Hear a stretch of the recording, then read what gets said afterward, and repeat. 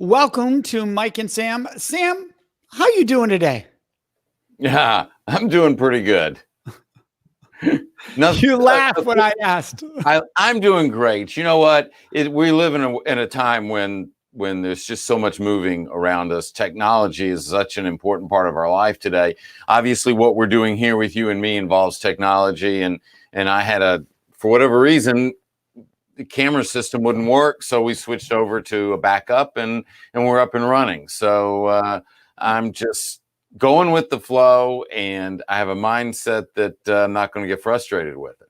That's a great mindset. And what I love about that mindset is that can be a really important mindset about what I choose to focus on, not focus on. When we talk about trying to work on our culture and improve our culture, what we can control, what we can't control.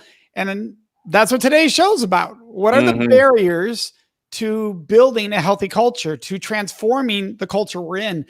If you don't mind, Sam, I'd love to start with a story on this one, actually. Absolutely. Go for it. So yesterday, we had a comment on our online course. Somebody was watching one of my courses, one of my lessons, and it was on respect in the workplace. And this is somebody who works in the field of teaching respect. And they said, honestly, Mike, this was a comment. Honestly, I didn't think I didn't need to watch this at all. I teach respect. Why would I need to watch this?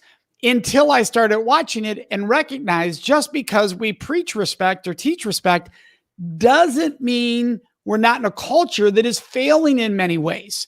And as they started to watch the lesson, they were recognizing little micro behaviors that were occurring in their workplace that made them recognize, whoa, we do that. Even though we're an organization that focuses on helping others, we have all these little minor ways that add up that create problems for us and create these barriers. And so there's so many barriers sometimes to that transformation.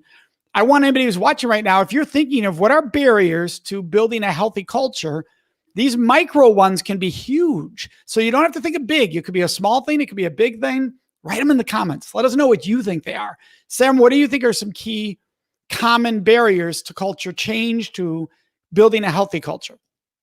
Well, I believe culture starts with leadership. And so one of the barriers is leadership understanding how they really, first of all, that their responsibility, their number one responsibility is the culture. And so a leader has to get on board and have that awareness. And if that awareness isn't intact and in place, that's going to be the first barrier. Absolutely. And that's huge, because I know people that'll, you know it too, that'll bring us into the organizations, but it's not coming from the top. And you and I are both people like, we need the top here, because if they don't reinforce what we're doing, everybody's going to follow the lead of the top, because that's who makes the decisions after we leave. And, Denise gets that. What I love is we know that because Denise is somebody that's often watches our show and gets involved. And we can tell that Denise is one of those leaders out there that gets that. Unfortunately, some don't. It's a massive barrier. And that's it. So the first barrier is going to be leadership understanding their number one responsibility is to protect the culture. I mean, it starts with creating the culture. A lot of times, the leader thinks their number one responsibility is the bottom line. I disagree with that. That's the team's responsibility. And if the leader builds and protects the culture, then the team can build and protect the bottom line. So I believe it all starts and ends with leadership. So that's the first barrier. The second barrier is when, and again, this comes back to leadership. To me, one of the second barrier, and these are not necessarily in order, but would be a leader that allows people to act differently within the organization. In other words, we don't have a set of values that we're living by. Everyone, regardless of who you are, regardless of your title, regardless of how well you perform, we all live by this proven set of values. Because without that, then the culture is just is going to be all over the place. Yeah, I'll have people say, well, Mike, what if we have people with this culture, and this culture? Well, you have an organizational culture, and that's what you're responsible for. Exactly. And so when you bring people in, you have to ask yourself before you bring them in, does the culture they're bringing with them, is it going to align? And if it is not, we cannot bring that person in. It's going to be too damaging. And so that's Denise really hits it. Poor communication by leadership not setting norms, standards that establish a culture of respect.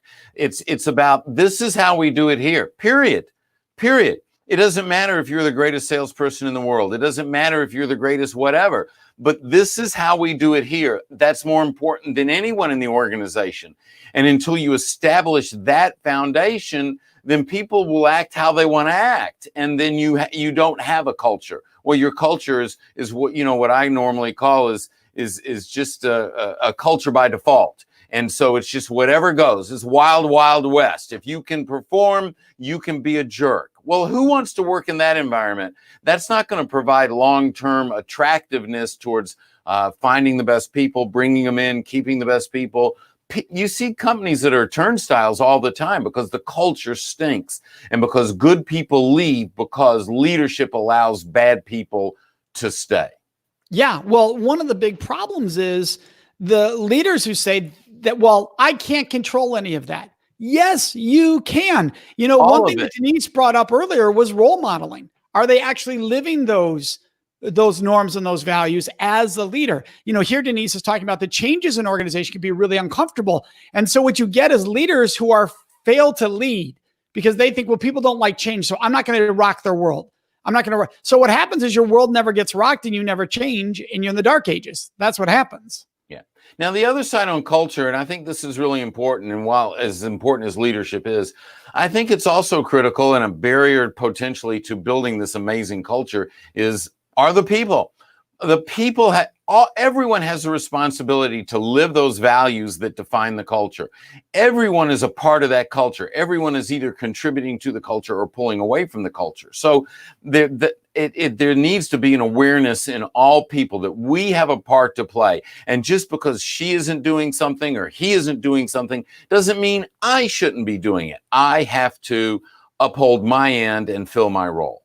Yeah, there's a statement that we make. I don't care how old you are. If I'm talking to a 12-year-old or I'm talking to a 70-year-old, we make this statement. You choose your culture.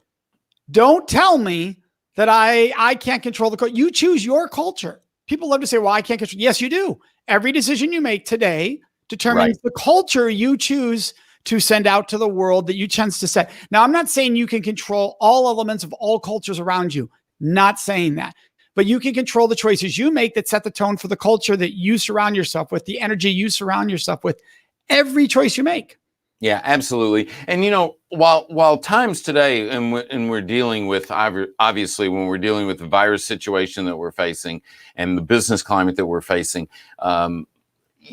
there's just variables. Normally, I would tell someone, hey, if you're in a culture that's a bad culture, go find a good culture.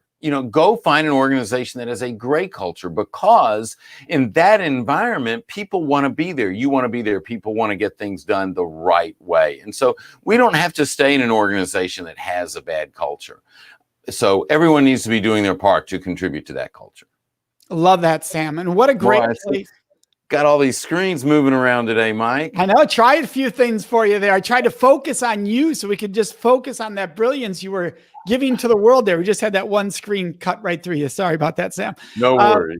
But I love what you were saying there. It's a great place for us to wrap, that each of us can make those choices. So that's awesome. Absolutely. And we want to go ahead, Sam.